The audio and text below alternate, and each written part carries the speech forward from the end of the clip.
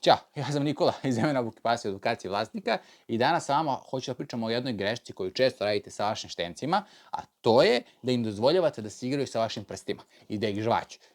Pod izgovorom da kasnije kada oni porastu, oni će prestati. E pa sad, moram odmah da vas razuverim. Hoće prestati, ali navika će i dalje postojati i često, obično u takvim situacijama, nadrljaju deca. Nadrljaju deca iz prostog razloga jer deca su, da kažemo, njima mnogo interesantna i pošto su im mnogo interesantna, oni će često da te prste koriste kod dece kako bi se igrali. Oni vole da jure predmete i samim tim što vole da jure predmete, oni će juriti i vaše prste. E sad, to je ono gde vi ne trebate da im dozvolite da vam pojedu te prste, nego da im navikavate da žvaću nešto što je za njih, da kažemo, namenjeno da žvaću, kao što su loptice.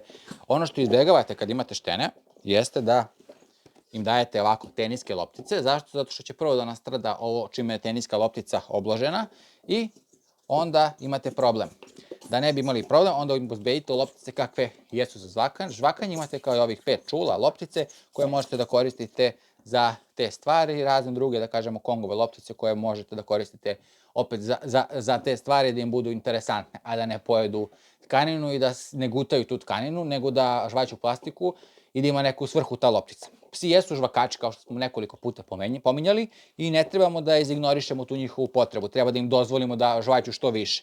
Ali moramo da im priuštimo predmete koje jesu za žvakanje i koje im zapravo stvarno mogu pomoći da to žvakanje ih isprazni, ne dodatno, da kažemo, stresira, jer samim tim što oni žvaću konopac i konstantno ga jedu, polako će da se prebaci na neke stvari druge koje nisu konopac, ali podsjećaju materijalom na taj konopac, kao što su, primjer, resice na tepihu, kao što su vaše haljine, kao što su vaše pertle, kao što su kod dece pertle, papuče ili čarape, i onda ćete imati taj problem. Da bi izbjegli sve te probleme, trebate da ih, da kažemo, usmeravate da žvaću ono što je njihovo, tačnije njihove igračke i neke predmete koje su samo njihovi i ne mogu da naprave grešku uzimajući ih za korišćenje.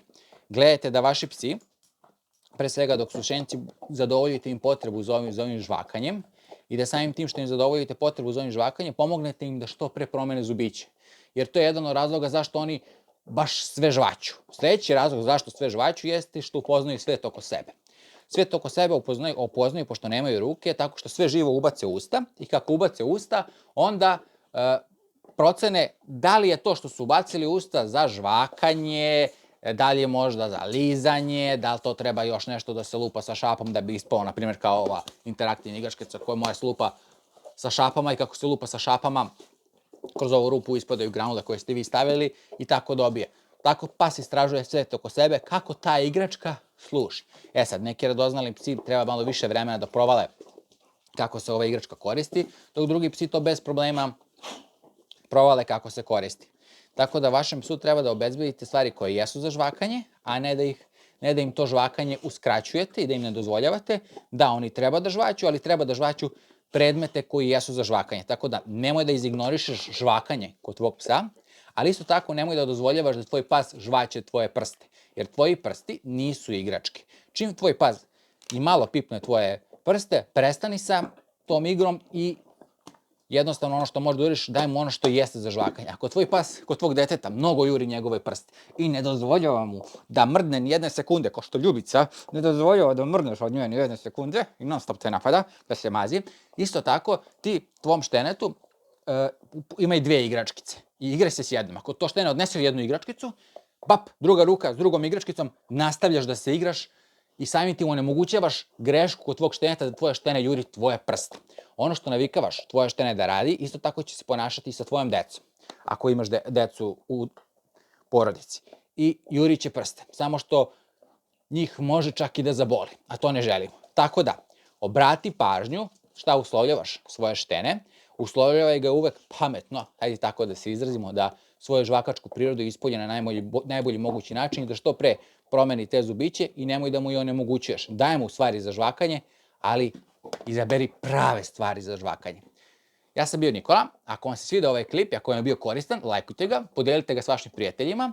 Takođe možete nas zapratiti na Instagramu i na Facebooku, možete pogledati naše knjige Moja prva šapa i priručnik Prva pomoć u štenetu u treningu. A mi se vidimo u nekom od narednih videoklipova. Do tad vežbajte sa vašim psima, uživajte u tome, jer srećan pas jeste srećna porodica.